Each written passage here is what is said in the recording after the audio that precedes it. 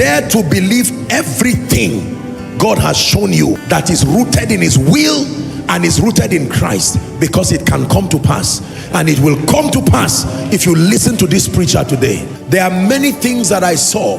I started seeing miracles when a single headache was not healed. In my visions, I believed it. How it will happen, I did not know, but I knew that one day we will not only speak to nations, we will extend his life, his power to nations. I used to see crusades in my dream. Tens of thousands of people gathered across the nations, and then I wake up like Joseph. A small mattress, your room. What is going on?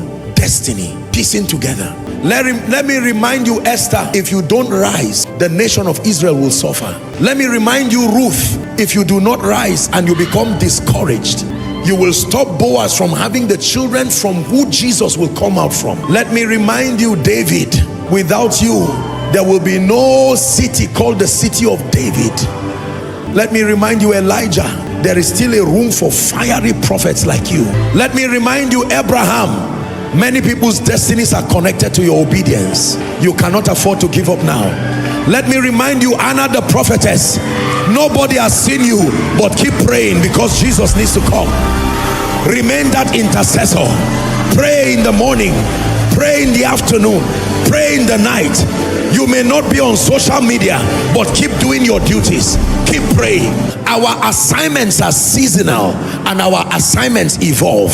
So there are many of you right now, your real destiny is to be a prophet, but right now you are in the media department or the worship team. Don't graduate yourself and bring yourself because you are seeing visions. No, stay and serve until he blesses you, until you emerge. Philip was part of the people, and Stephen were part of the people who were anointed to serve tables. But because of the openness of their hearts and their prophetic destinies, there was more than a welfare grace on them. Eventually they evolved.